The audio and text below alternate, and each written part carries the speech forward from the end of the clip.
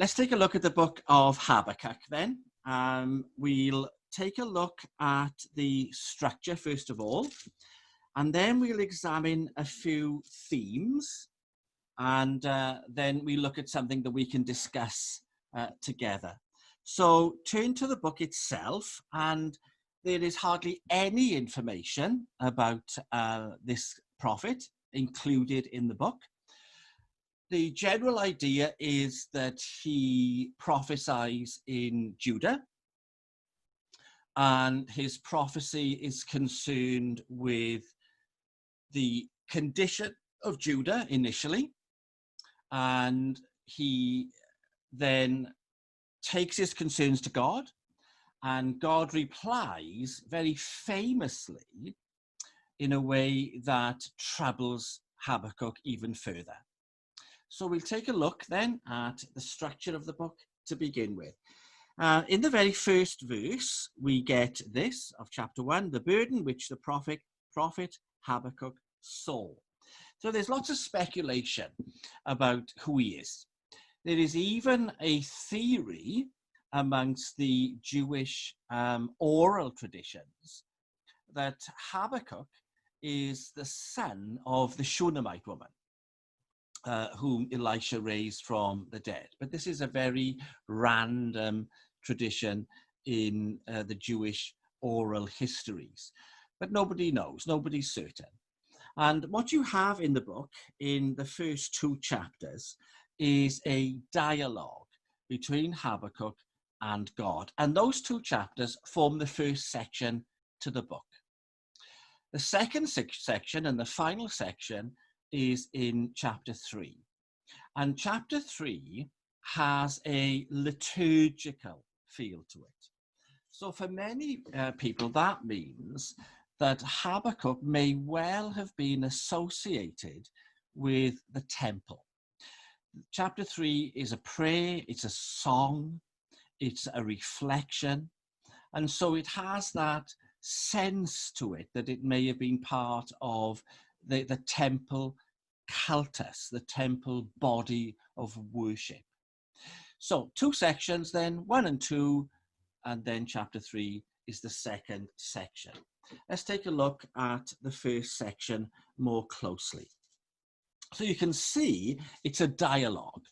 It's Habakkuk having a conversation with God. And the sense that you have here is he belongs to that tradition amongst prophets who have a problem with God, who have no hesitation in giving voice to God, their concerns over his ways. So just think about that for a moment, and you'll remember a number of prophets who have questioned, who have doubted, who have been angry, who have found fault with God. And the two that come to my mind are Job. And Job, in a sense, is an extended dialogue between himself and God. So even when Job is talking to his friends, it's still God is the one whom he's addressing, because he talks about God and he wants his day in court with God, and he would put God in the dock. So Job is very similar. You have a kind of sense of it with Jonah. So he's the other prophet who comes to my mind, where you see two engaged in this back and forth kind of questioning. Well, that's what you see in the first two chapters. So let's take a look. So initially, Habakkuk has a problem with the condition of life in Judah. So chapter 1, verses 2 to 4. O Lord, how long shall I cry and you will not hear, even cry out to you violence and you will not save? Why do you show me iniquity and cause me to see trouble? For plundering and violence are before me, there is strife and contention arises. And that's a very interesting complaint that Habakkuk makes of God. God is saying, you're contradictory. You're giving me a concern for things. I have a spiritual interest in the condition of the people, and I'm prophesying, praying, but you are not doing anything about it. So why give me the spiritual concern in the first place? Why make me a person who wants to see better days when you then don't do anything about it? And so that's a very modern feel, I think, that we ourselves would recognize in the prophet. Why are we concerned about spiritual matters, knowing that that concern is a God-given concern? We wouldn't feel it if it weren't for the grace of God in our lives. But when we then return that to God, why does he not do anything about it? So that's the first concern. And then you get the reply. So from verse 5 to verse 11 is the first reply to the first question. Verse 5, look among the nations and watch, be utterly astounded, for I will work a work in your days, which you would not believe, though it were told you.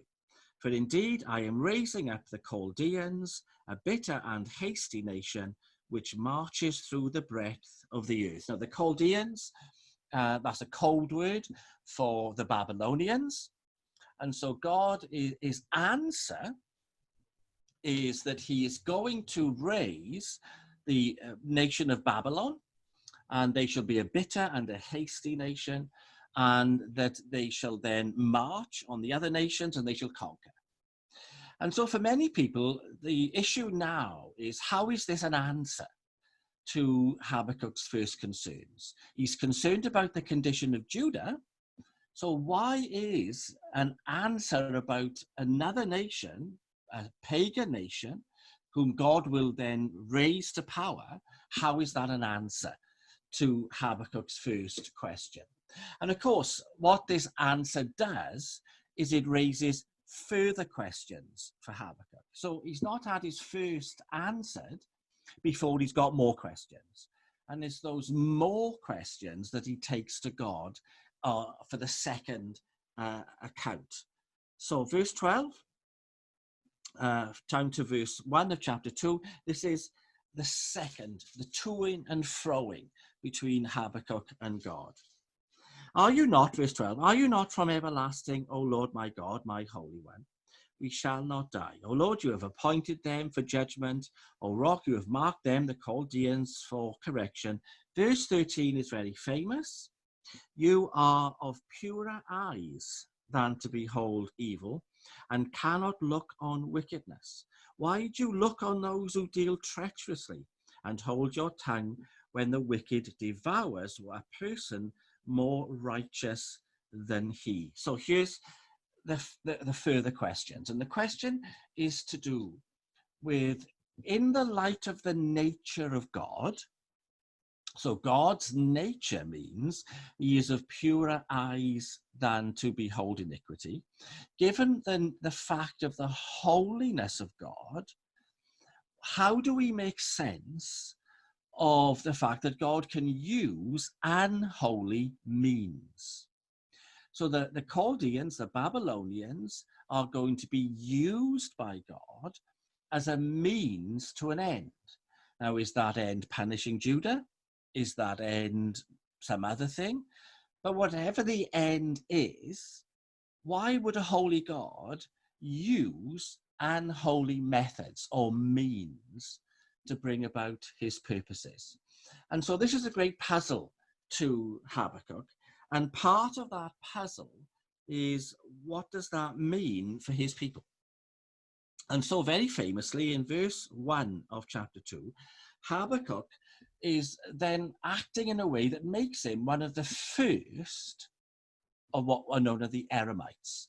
These are people who go into the desert and they wait. They may go up a tree, or they may climb a cliff, or they may go into a cave, but they separate themselves from society and they seek spiritual enlightenment. They are desert dwellers. And that's what he becomes. I stand my watch and set myself on the rampart and watch to see what he will say to me and what I answer when I am corrected. Now, that's a very clear link to Job. And it's the idea that Job will be corrected by God. And you can see that there's this sense here with Habakkuk that he is distressed, like Job was distressed. And they're going to wait to see what God has to say for himself. And then you get God's reply. So from verse 2 of chapter 2 right down to the end of chapter 2 is a much longer answer from God. And very famously, again, so Habakkuk is quite well known. You've got this great verse in verse 4. Now we're going to discuss how verse 4 is used by Paul in Romans and Galatians, and how it is used in Hebrews. So let's take a look then at the opening words of God. Write down the vision and make it plain on tablets, that he may run who reads it. For the vision is yet for an appointed time, but at the end it will speak, and it will not lie. Though it tarries, wait for it, because it will surely come. It will not tarry. And here we go. Behold the proud. His soul is not upright in him. And then this famous line, but the just shall live by his faith. And then from verse 5 down to verse 20, you get the woe sections. So can you see them? So verse 9 is a woe.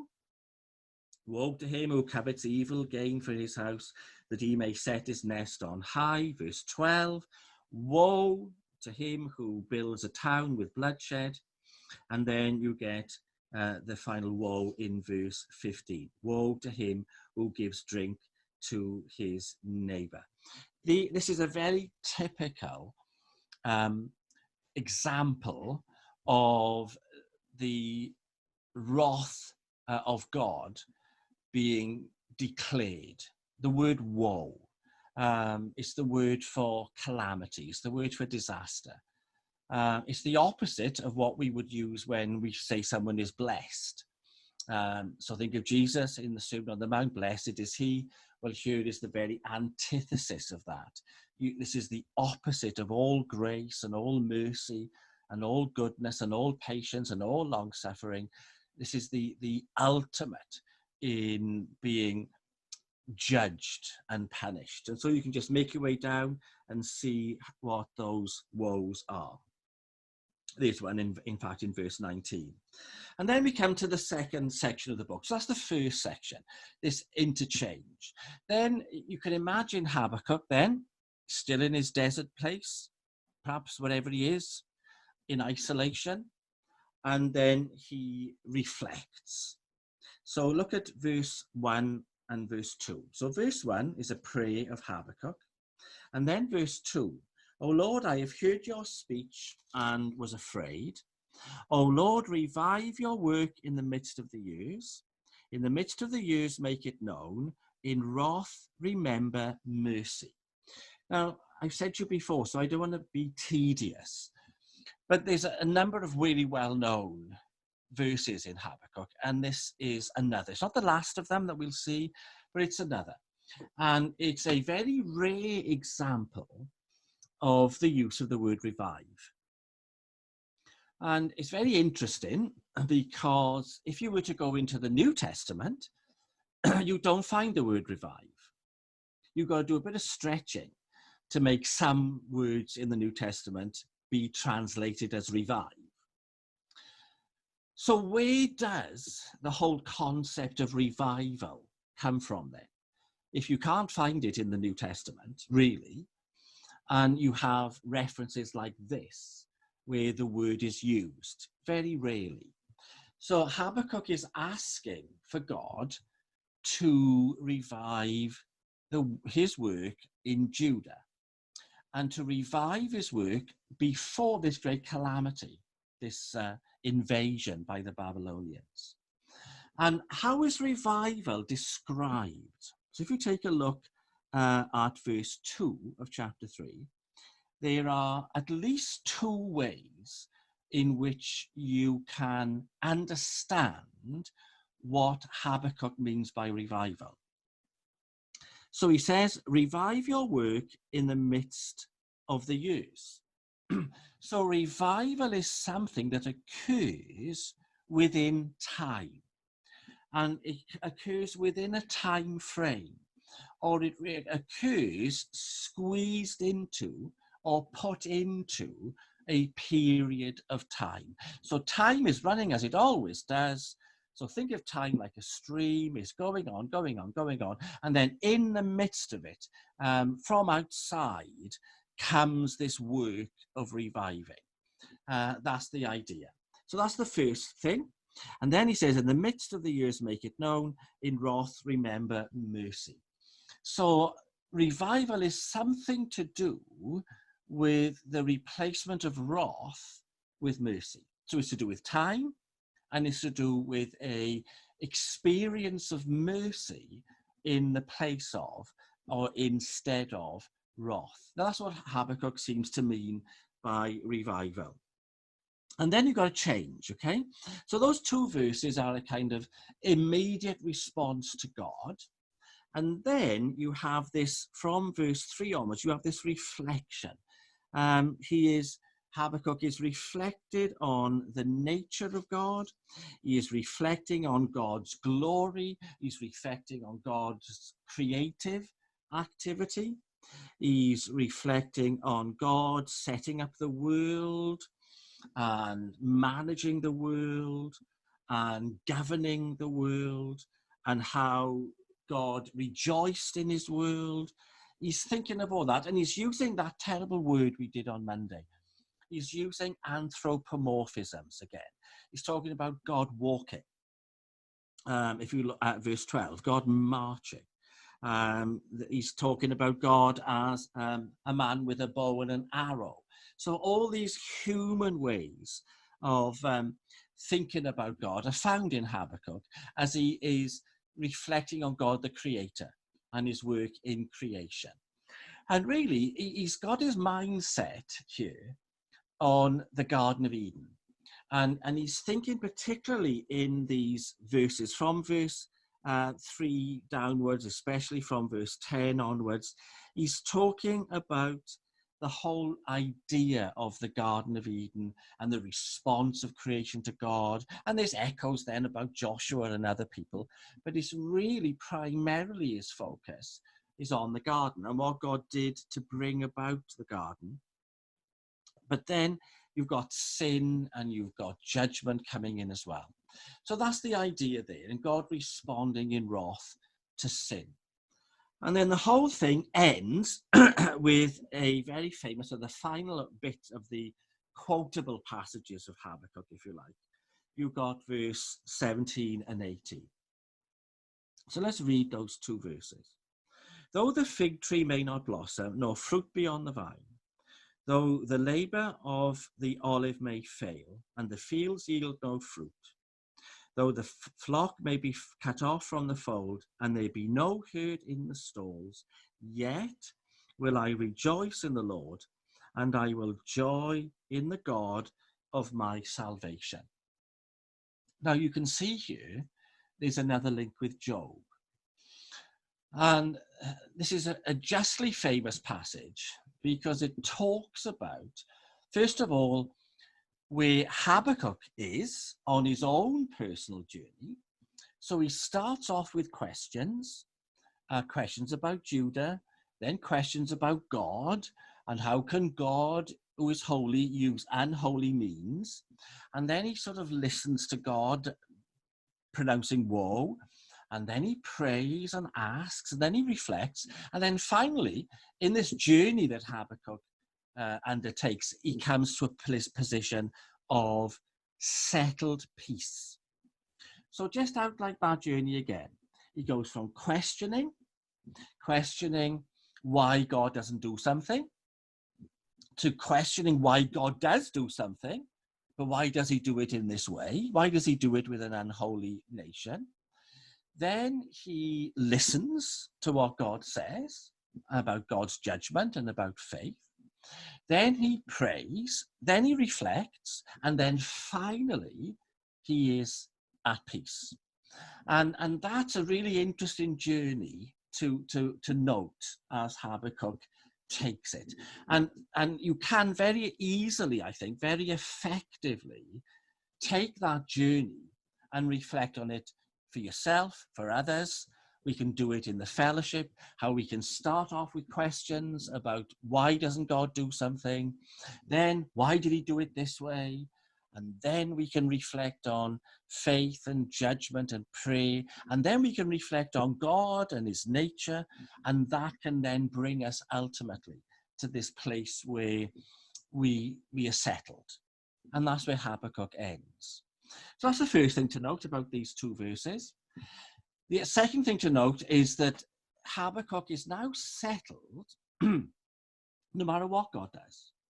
So if God does bring the Chaldeans, or if he doesn't, if the fig tree blooms or if it doesn't, he's reached that point where he is no longer interested in God doing something and how God should do it. And if only God would do the nice thing or the good thing. Habakkuk is settled and he has no preference. He doesn't want one thing or the other. And so you're already, aren't you, thinking, well, how is that a link to Job? But you're also thinking, gosh, I've come across this before. This sounds a bit like Esther, who says, if I perish, I perish. You know, it sounds like the three friends of Daniel. If I perish, if I perish. It's those who come to that place where they no longer want one outcome, a particular outcome, one thing. They are in a place where whatever. And it's like that. It's a kind of whatever. And you see it also in the Apostle Paul, where he's had his second trial and he's writing the pastoral epistles. And, you know, whether he lives or whether he dies is in Philippians as well. You know, if I die, then I go to be with Christ. But if I live, then it's for your gain. It's that kind of, let's use a very weird word. It's equipoise. He's equally poised no matter which way things turn. Just imagine that.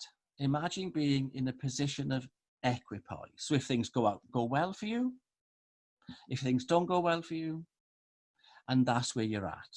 If things go well for the church, great. If they don't, great. It's that sense, okay?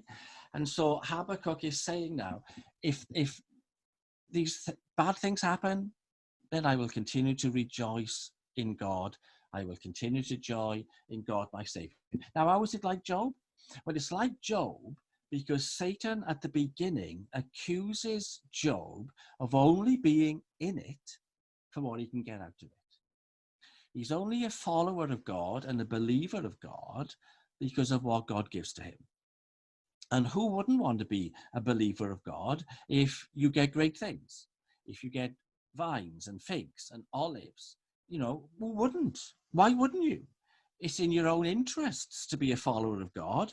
If God heals you every time you're sick and takes all your problems away and calms all the waters of the storms of your life and banishes all the dark clouds and never gives you a moment's worry and answers all your praise, well, who wouldn't be a follower of God in those circumstances?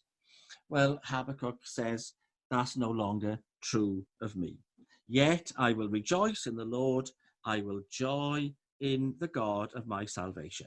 And it ends with this realization that come whatever, the grace of God is sufficient. And come whatever, God works his purposes out, and God gives the individual the strength and the help that he or she needs, whatever you need, so that you can rejoice. And this book ends on a note of rejoicing.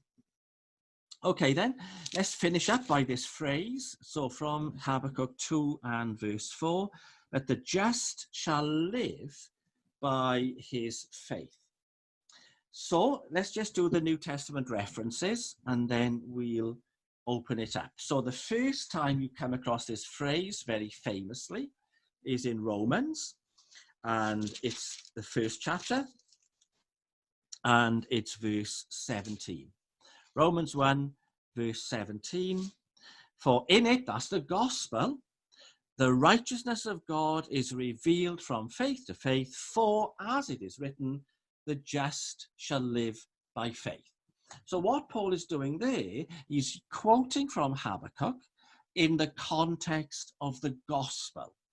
So link those two things together. The just shall live by faith is an expression of, or a way of referring to, or a way of describing what the gospel itself is. That's Romans. Then if you turn across to Galatians, and you'll see Paul's second use of this phrase from Habakkuk, and many of you will know this already. So in Galatians, we are going to look at chapter 3, and there it is in verse 11. So Galatians 3 and verse 11. But that no one is justified by the law in the sight of God is evident, for the just shall live by faith. Now here Paul is using the same verse in a totally different context. And the context in Galatians is the law. So Romans, it's just as the just shall live by faith and the gospel. In Galatians, it's the just shall live by faith and it's the law. And then the third and final time it's quoted is in Hebrews. So turn to Hebrews 10 and verse 38. So Hebrews 10 and verse 38. And there's a larger quote here from Habakkuk. I think there's 2 verses maybe. But in verse 38, you read this. Now, the just shall live by faith. But if anyone draws back, my soul has no pleasure in him. There's a couple of things there. You've got the same phrase, the just shall live by his faith, but the context now is different. And the context is perseverance. So you've gone from a context of the gospel, a context of the law, to now the very same verse being used in the context of perseverance. How can one verse be used in so many contexts? And what relationship does that one phrase have to Habakkuk? How did Habakkuk use it? Or rather, how did God use it in the context of Habakkuk? Which of these 3 New Testament references is closer to the original use of the phrase in the book of Habakkuk? And then as you look at the end of Hebrews 10:38, what's going on there at the end? So if you look, my finger's still in Habakkuk chapter 2. If yours is, just compare the 2. So here's Habakkuk 2 verse 4. Behold the proud, his soul is not upright in him, but the just shall live by his faith. Now that's Habakkuk 2:4. Here's the quote in verse 38 of Hebrews 10. Now the just shall live by his faith, but if anyone draws back, my soul has no pleasure in him. Now, could it be that there's a accumulation of verses there? Or is there something going on which is different to that? And we've said before, haven't we? I can't remember which book we were looking at, but we talked before about the way the New Testament uses Old Testament quotes and how interesting that is and what we need to think about it. So let's open up then this phrase, the just shall live by faith, and let's talk about the way that it's used in Habakkuk, the way that it's used in these 3 New Testament examples, and see where we go. So that is the book of Habakkuk.